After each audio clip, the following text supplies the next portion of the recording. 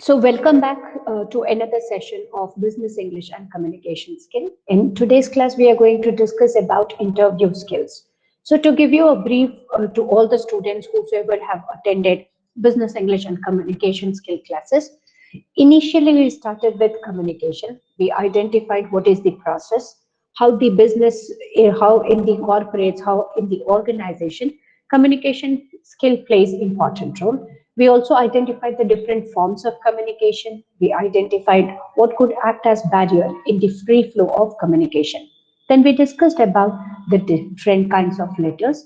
When we talk about the letters, please remember business letters or formal letters or official letters are one and the same, wherein we communicate with the different people, could be internally or externally or with the stakeholders. Apart from that, we have also discussed that email writing is the latest technique in which we can communicate, we can share the information instead of writing a letter on a piece of paper and posting it. We can quickly share the information, we can also get the responses very quickly. Then we had discussed about the messages, the different types of messages that are presented in the different letters, which could be positive, routine, negative, or persuasive. Then we have discussed about the internal communication, which happens through notice, which can happen through memo, which can happen through the agenda or minutes of meeting. Then we also discussed about report writing. In today's class, we are going to start with another topic, which is interview techniques. We all know the importance of interview. Have you all given or have you all participated in the different interview processes? Is there any student who has got the work experience?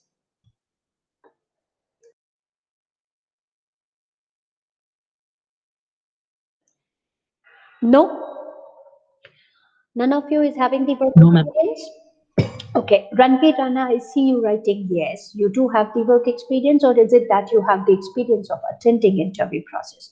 So I want that response from everyone. I can see there are 10 participants who are participating. I want response from Chanchal, Jyotsna, Fareed, Naveen, Ranveer, Ranjan, Silki, Shuvam, Simran, and Sunny. I want to know from you all. Do you think interview is to scare the interviewee? Interview, the process of interview is to scare, is to frighten, is to reject the interviewee. Shubham says no. Ranbir also says no. Shilki says again no.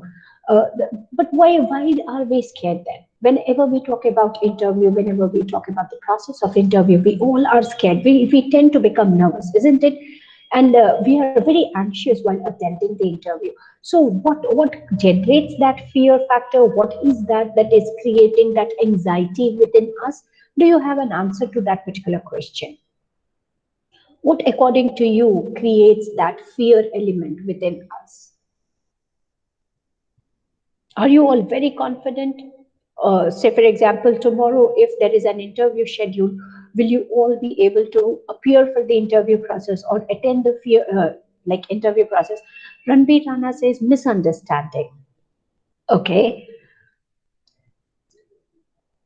so one of the responses that I have received from our friends is misunderstanding. What about the other? Is it only misunderstanding that generates the element of fear?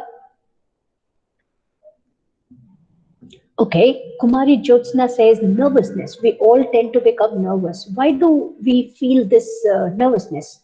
Anxiety to get rejected. Very good, Shubham. Yes, this is one of the major elements of anxiety. We are scared of rejections, isn't it? If somebody says you are not okay for us, or you are not perfect, you are not eligible, we are scared of accepting the rejection. We are never trained how to accept rejection, isn't it? We are always asked to perform the best. Even our parents, they always want us to excel. They are never happy with our low marks. They never say that, okay, fine, learning is a continuous process. In the process of learning, sometime you may excel and sometime you may even fail. So accepting failure, accepting rejection is a tough task, isn't it? And because of this tough task, what happens when we are rejected, when somebody says you are not fit for our organization, or you're not fulfilling the eligibility criteria of our organization, we tend to lose our confidence, we tend to lose our we tend to lose our emotional control on our thought process, isn't it? So how can we get rid of this anxiety? What are the precautions that as a management student we all should take care in order to appear for the interview process in a better way? So are you all ready to learn? Are you all ready to explore more? If you really want to learn, quickly in the chat box by each and everyone, BIO. That means bring it on. I want to learn more. I want to really know how to improve myself so that I can perform better during my interview process. Wow, I can see you. Everybody is writing BIO. When wonderful, wonderful. So the first thing that you should always keep in your mind, this is going to kill your nervousness instantly. Always remember, during the process of interview, it is not only you who would be nervous, it is also the interviewer. Now, if you get a rejection, you can again perform, you can again check your drawbacks, you can again work out on your weaknesses, and then you can appear for the other interview process. But imagine the pain, imagine the effort that is put forth by the HR manager or by the concerned departmental heads in order to organize interview. So always remember, whenever you are appearing for the interview process, not only you as a candidate, also the interviewer has to put a lot of effort, has to do a lot of activities in order to conduct the interview. Because the interviewer always want to identify, he or she always want to evaluate and assess and choose and select the right candidate who can perform the given task or the job for the organization in a better way. Whenever we are talking about interview, their work is far difficult when compared to your one. Yours is just a easy task. You are a candidate, one single candidate. You have to work out only on your skills. So when you are talking about a candidate as an interviewee, if you can work out on your skills, if you can work out on the knowledge as well as your aptitude, what is going to happen? You can get through the interview process. But for the interviewer, it is a tedious task. Why is it a tedious task? The reason is, out of all the applicants, out of the number of candidates who are going to come to appear for the interview process, you will see that the interviewer will have to identify who is the best candidate. And when we talk about choosing the best candidate, very difficult. Why is it difficult? Simple reason. The reason is, during the interview process, there can be a few candidates who are very good at communication skill and they may get selected. But later on, they may not perform, they may not fit as per the aspiration or as per the expectation of the organization. So, what is going to happen? Because of the wrong selection, the person whosoever is appointed, he or she will not continue. He or she will not fit as per the expectation of organization, and the complete process goes in vain. So, always remember, more than you, the interviewer is anxious. But what is the first thing that you should always remember? How to win that confidence of the interviewer. If you are the candidate, or tomorrow after a year or two, when you are stepping into the shoes of interviewer, when you are going to interview people, you should always remember how to select the right candidate, how to identify the right candidate, and as a candidate, how do you get through the interview process. So when we talk about the candidate, always remember that you should know your roles and responsibilities. You should know what are the expectations of the organization. You should also be able to identify whether you are really willing to join such role and join such organization or not. Wholeheartedly, you have to put your effort. Half-hearted or half-mind, if you are going to think, oh, I don't have the job, let me pick this one, and then later on I'll keep working for the other interview process. What are you going to do? You're not only killing opportunity of others, but at the same time, you're doing a dishonest or insincere job. So please remember, as a candidate, whenever you are appearing for the interview process, and if you really want to get rid of nervousness, if you really build up that confidence level, if you really want to win the confidence of the interviewer, the first thing is you should have the clarity towards job role. You should know about the organization.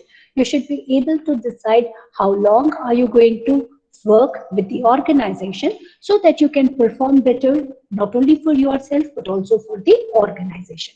So when we talk about job application, I want you all to please remember, whenever you are applying for the job, whenever you apply for any job, the first thing that you should do is you have to write a cover letter.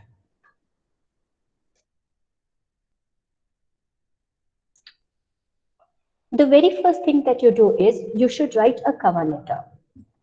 Now, I don't know how many of you recall, but we have briefly discussed, and I have told you that we are going to discuss in detail about cover letters.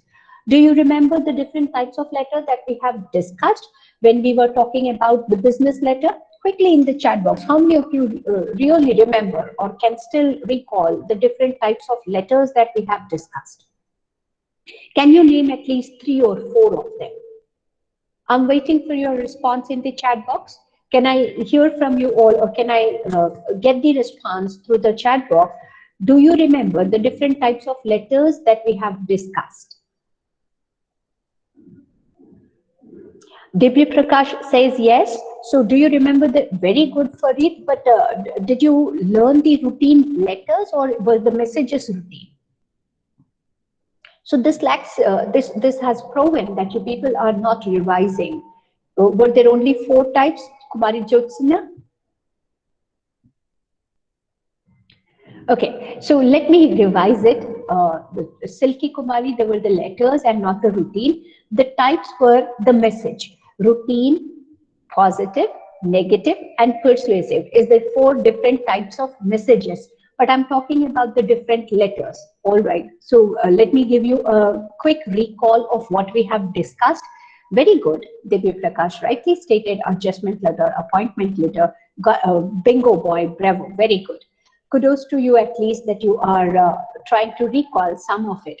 So let me give you a quick brief. The first thing that we have discussed was about inquiry. Whenever we want to know more, we inquire. Then comes the sales letter and the purchase order letter. Then comes the next complaint letter, adjustment letter, follow-up letters. Then we have also discussed about appointment letter, recommendation letter, cover letter, offer letter, resignation or termination letter. These are the different letters that were discussed. So when we talk about the different letters, out of that, the one which you can see over here is the cover letter. So whenever we talk about cover letter gives a brief introduction about you as a person. So if you are a candidate who is going to appear for the interview process, the HR of the organization or the person whosoever is conducting the interview, maybe the founder or the CEO or the departmental head, they should know who is applying for which post. So the cover letter will talk about the information that you should share related to you. Say, for example, while writing the cover letter, if you're writing it on a piece of paper, you're going to write the address of the organization first, and then the subject line, it would be application for dash position. Say, for example, application for sales officer, position of sales officer, application for or applying for the position of sales officer, applying for the position of marketing executive, applying for the position of HR executive, so on. So whenever you are applying for the job, you should always remember the first thing that you should all practice is writing a cover letter. So when we talk about the cover letter will include a brief detail about yourself. So what is your name, where you are belonging from, then the next is what is your highest qualification, followed by your graduation, what made you pursue PGDM course, during your internship, what is it that you have practiced, through the course, what are the things that you have learned, or through the different projects, mini projects, what is it that you have practiced and learned during the PGDM course. and why you think you are the right candidate for the given position. This is the information that you're going to share to the HR or to the concerned people about you through cover letter. Now, please remember always this cover letter will include as a supportive document either your resume or CV. We are going to discuss the difference between resume and CV in the next slide. For the time being, we just remember whenever we are writing any cover letter, along with cover letters, we do include our resume or CV. Whenever you are applying for the job, please remember three important things. Point one, job description. I want everyone to write these words quickly in the chat box because these are the basic things which you don't do. And that is the reason you are nervous. Why you are nervous? Because you do not know what is it that they are going to ask. And why you don't know? Because you, again, you did not prepare. And that is what you are meant by when you say misunderstanding. You don't know what the job is. So why you don't know about the job? Because you have never described or you have never learned the description that is shared related to the job. So the first thing is job description. Now, job description will be given by the company to the applicant. Always remember, job description will be shared by the company to the one who are applying for the job. Now, in this job description, they will tell or they will detail about the position, eligibility criteria, what are the jobs, what are the responsibilities that you are going to do once when you get selected. I repeat, after joining the organization, after becoming the employee of the organization, what is it that you're going to do in the organization will be briefly mentioned under the category job description. Say, for example, if you're a sales officer, you may have to do lots of meetings, you may have to hold different promotional activities. You may also have to work out on the clientele building activities so that you can have lots and lots of people in your client list. You may promote, you may call, you may even conduct different activities in order to engage your in order to engage your current clients. You may look for references, you may look for different opportunities in which you can generate more number of leads, which you can convert them into future prospect. So keep this in your mind, that job description, because of that job description, you'll exactly come to know that this is the reason why the company is hiring. So if you read job description and then they ask you the very important question, why should I hire you? Generally, believe me or not, because I work with the training and placement officer, I have I was into panel of lot many number of companies interview processes. Whenever they ask this very important question, why should I hire you? The general answer that I often hear the candidates or the applicants saying is, I have good communication skill, I have good team building skills. So that is the reason you should hire me. Or I am good when compared to the other applicants. You can hire me. You can judge me when I start working. This is not what they are expecting from you. Please remember when they say, why should I hire you? The answer should be from the job description. I repeat, whenever you hear this question, why should I hire you? That means you have to connect job description with your experiences.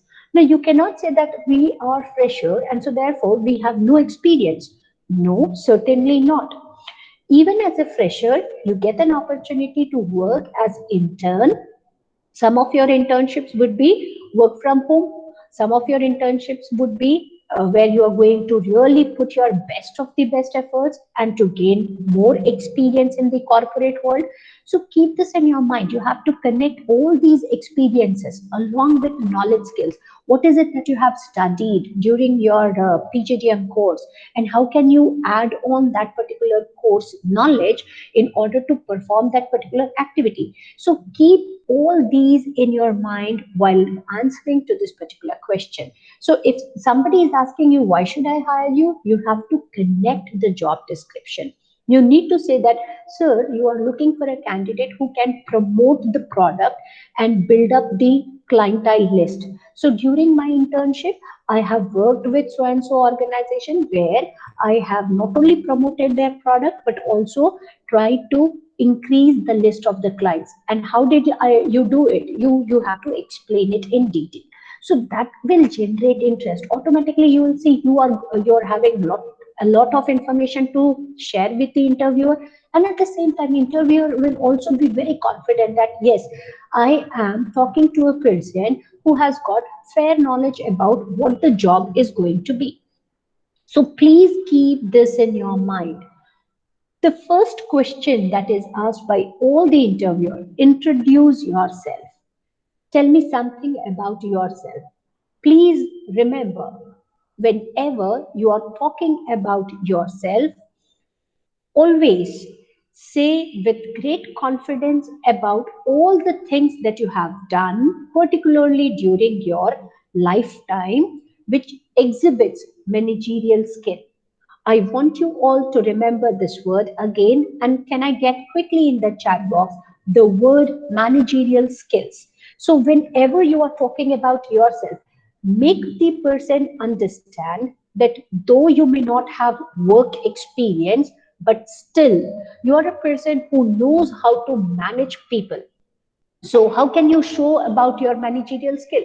You may talk about certain activities in which you were leading, you have volunteered, you have organized.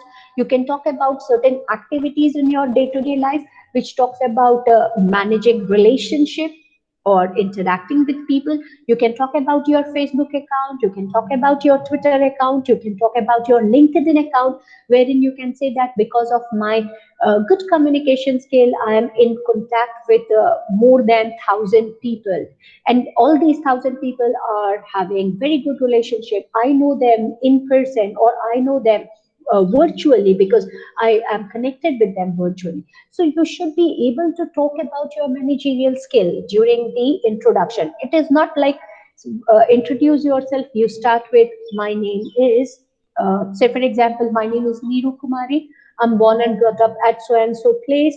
My father name is so and so. My mother name is so and so. I am pursuing my PGDM course from International School of Management, Patna. During my graduation, I scored 50% or 60%. And then my interest and hobbies are this. In general, I hear people giving their introduction often like this. And this is such a disheartening answer for the HR or for any person whosoever is listening to you, because they are talking to future managers. They expect to listen something related to managerial skills from your side. So therefore, even in introduction, you have to bring that change. And that is the reason why your course is so different and dynamic when compared to other courses. In your course, every now and then you are assigned different activities. Almost all the teachers must have shared some or the other assignment. You have to keep a point of all those assignment. Why the teacher is giving me that particular assignment? What is it that I'm going to learn by doing that particular assignment? And what kind of skill will I improve? So you can talk about 2 to 3 assignments. You can talk about your summer internship project. You can talk about certain live projects which you can get enrolled. And then ultimately you can talk about the learning that you have obtained during the lifetime or during the course time. So keep your introduction very happening and live. Don't give all those information. In fact, say for example, when you're talking about your parents, when you're talking about your graduation and all, why somebody will be interested in knowing from where you have done your graduation? It is of no use for them. So you should always remember to generate interest. If you remember, we were talking about a technique called IDA: attention, interest, desire, action. When we were discussing the letter writing skills, even during the letter writing skills, I told you that there is a technique called IDA, which talks about how can you hook your audience, how can you develop interest? How can you generate the desire in the mind of the audience so that they can act accordingly? So always remember, attention, interest, desire, and action matters a lot. And how can you hook all these four? When you are presenting something which talks about how you are going to be beneficial to the organization. So please remember, whenever you are talking about yourself, whenever you are explaining about yourself through cover letter, always talk about the things that you have done in the last 1.5 years. Say, for example, if you have organized any event, it is a plus point, because when you are organizing events, you are talking about leadership skills, you are talking about team building skills, you are talking about budgeting, you are talking about managing people, you are talking about building good relationship and communication skills. So these are lot many things that you are going to talk or do or act whenever you are going to express all these. So keep in your mind how to create and generate proper interest in the mind of the listener. So everybody, I hope you could understand, when we talk about job application, it is again known with different names. Sometimes it is called as cover letter, sometimes it is called as introductory letter, sometimes it is called as job application letter. So you should always remember, in the job application or the cover letter that you're going to share, you should talk about the latest things that you are engaged in. You should also have an updated resume or CV. Whenever you are applying for the position, please know what is it that they are looking for, whether you match up the eligibility criteria or not. So I want you again write down this word eligibility. Whenever we talk about eligibility, every work has a certain eligibility criteria. Now, if you are eligible to do that particular work, what is going to happen? You know that, yes, I'm the right candidate, so I can get through the interview without any problem. So check the eligibility criteria. Many a times, many of the organizations, they have different eligibility criteria. Say some of them may conduct different processes of interview. Their eligibility criteria would be, you may have to qualify round 1, only then you will be applying for round 2, and then you will be processed for round 3. Some of the organizations, they check the eligibility criteria through marks, through the percentage. What is the total percentage that you have obtained? And this is done by very few organizations. In fact, if I talk about the organizations where you people are going to get the job, or when you get the placements, you will see that very few organizations are there which talks about eligibility criteria in terms of marking. But rest others, they always look for the candidate who have right aptitude, right attitude, and right skill set. So please keep this in your mind, that during the course, during the 1.5 year time that we are having with us, we should work out on point 1, aptitude, point 2, attitude, and point 3, enhancing our managerial skills. So I hope everybody could understand how do we present or how do we write the job application. So this is the last slide that I'm going to present with you all today, based on the topic interview skills. There is a difference between resume and CV. Often people take it as a synonym, and they think that there is no difference between resume and CV. In fact, there is a huge difference between resume and CV. Please remember, in short, if you're applying for a corporate job, if you are working in an organization wherein your job responsibility is to work for the betterment of the organization, wherein you're going to work in the corporate world, in industries, then you write resume. But when you're working as an academician, when you're working as a research scholar or as a researcher, then you are going to write CV. So you can see the first difference is resumes are very short when compared to curriculum vitae. CV, the full form is curriculum vitae. So whenever we are talking about the CV, the length is like, it is an exhaustive one. It is a lengthier one when compared to the resume. Resumes are in general 1-pager or maximum 2-pager. So if I talk about Elon Musk, I don't know how many of you know about Elon Musk, or have you heard the name of Mark Zuckerberg, or even if you hear the name, you must have definitely heard the name of Bill Gates.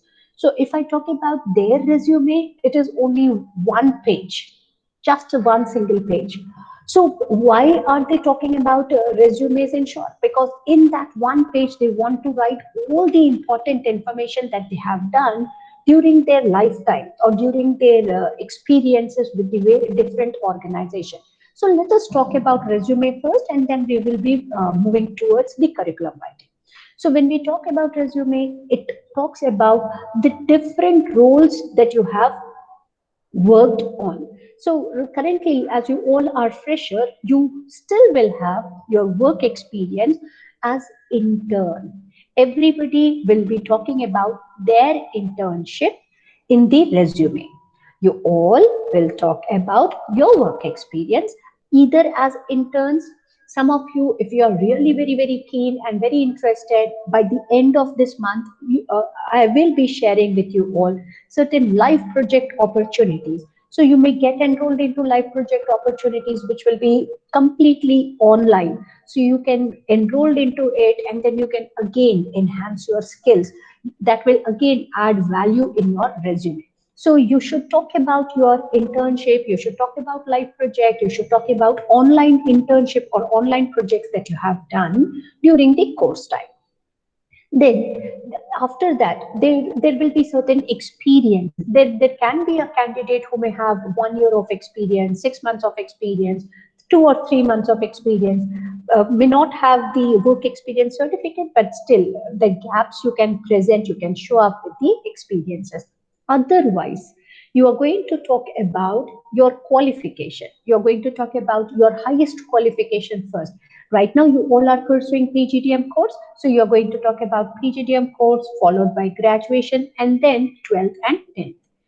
Please remember, in resume, once when you are working in an organization, when you join an organization, you will be joining certain job profile. You will be working on certain job title like sales officer, marketing executive, relationship officer, relationship manager. There are different terminologies where there can be different nomenclatures in the different organization.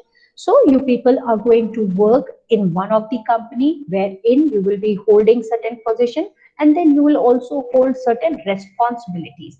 So every month, whenever you achieve anything, that achievement should be presented. If you have met your group team activities, you have to mention the accomplishments in that particular resume. So whatever the positions that you are holding, if you have the membership of any of the organization, even that you are going to mention.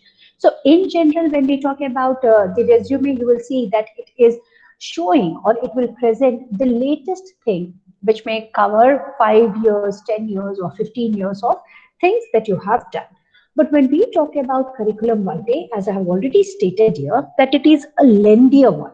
Why will it be lengthier one? Because it is mostly related to academician.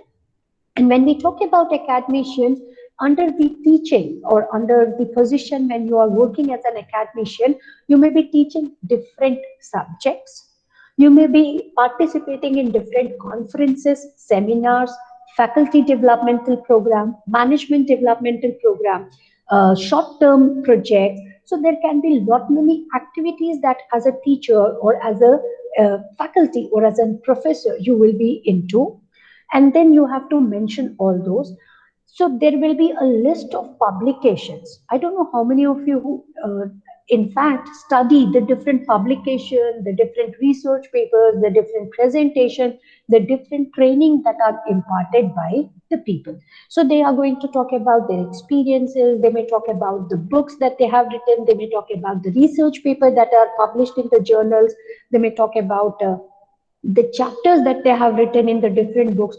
So because of all these information, their CV will run in 5 page or in 10 pages. So there is no full stop for the length of the CV, but always remember, whenever we are talking about resume, it will be most of the time in 1 or 2 pages. So I hope everybody could understand the curriculum vitae is written mostly by the academician when compared to the resume which is written by the professionals who are working in the corporate segment. So now if I ask you, how many of you are going to write your resume or curriculum vitae, what would be your answer? If you're looking for a job in the industry, in the corporate world, are you going to present me your CV or will you write resume? Quickly in the chat box. Very good, Shubham. That was a quick answer. Excellent. Rightly stated, Ranveer. Rightly stated, Aradhana. Yes, Simran. You all are going to write your resume. All right. And your resume will have a template. I'm going to share the template with you all in your second trimester. And then I'll also help you to work out on your resume so that your resume will always be appreciated and will always get shortlisted by the organization. So in tomorrow's class, we are going to discuss more about other concepts related to interview skills.